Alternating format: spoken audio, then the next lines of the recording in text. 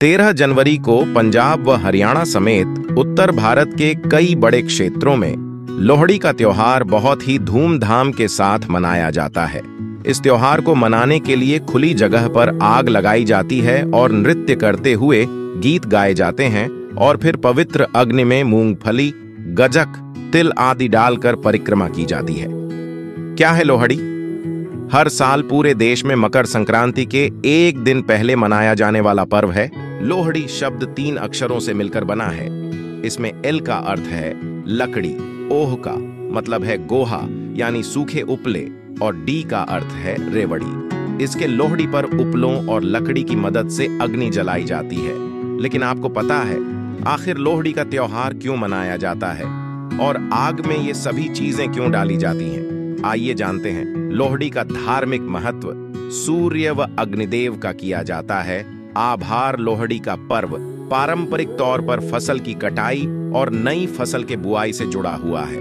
लोहड़ी की अग्नि में रवि की फसल के तौर पर तिल, रेवड़ी, मूंगफली, गुड़ आदि चीजें अर्पित की जाती हैं। मान्यताओं के अनुसार इस तरह सूर्य देव व अग्निदेव के प्रति आभार व्यक्त किया जाता है कि उनकी कृपा से फसल अच्छी होती है और आने वाली फसल में कोई समस्या न हो। पंजाब में इस पर्व का धार्मिक महत्व है। शाम के समय में लोग एकजुट होकर लोहड़ी की 7 बार परिक्रमा करते हैं। साथ ही अग्नि में तिल, गुड़, चावल और भुने हुए मक्के की आहुति दी जाती है। इस सामग्री को तिलचौली कहते हैं। धार्मिक मान्यता है कि इस दौरान जिसके घर पर भी खुशियों का मौका आया है, चाहे विवाह हो या संतान के रूप में, लोहड़ी उसके घर जलाई जाएगी और लोग वहीं एकत्र होंगे। पौराणिक कथाओं के अनुसार लोहड़ी का पर्व माता सती से जुड़ा हुआ है। ये कथा तो आप सभी जानते हैं। जब माता सती के पिता राजा दक्ष ने महायज्ञ किया था, तब भगवान शिव और माता सती को आमंत्रित नहीं किया गया था।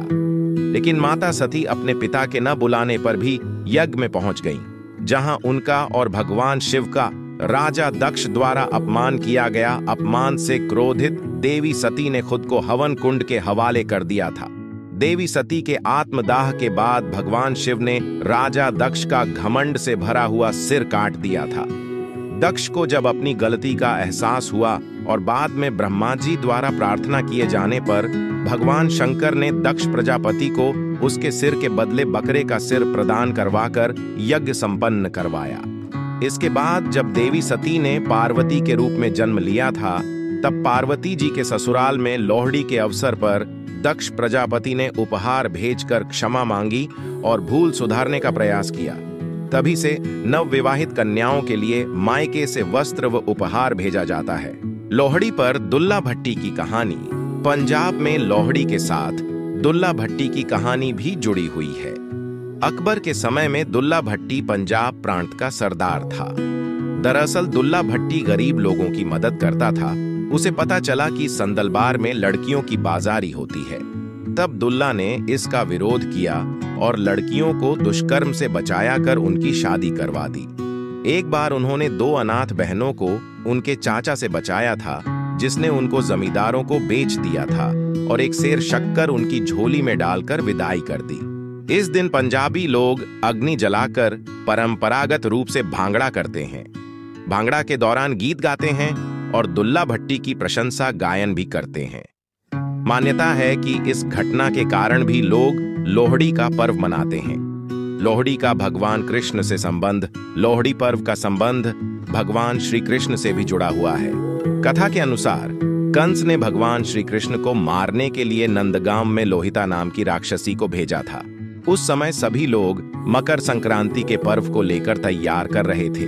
अवसर का लाभ उठाकर लोहिता ने श्री कृष्ण को मारना चाहा, लेकिन कृष्ण जी ने लोहिता का ही वध कर दिया। इस वजह से भी मकर संक्रांति से एक दिन पहले लोहड़ी का पर्व मनाया जाता है। इस उत्सव को पंजाबी समाज बहुत ही जोशो खरोश से मनाता है। गोबर के उपलों की माला बनाकर मन्नत पूरी होने की खुशी में लोहड़ी के समय जलती हुई अग्नि में उन्हें भेंट किया जाता है। इसे चरखा चढ़ाना कहते हैं।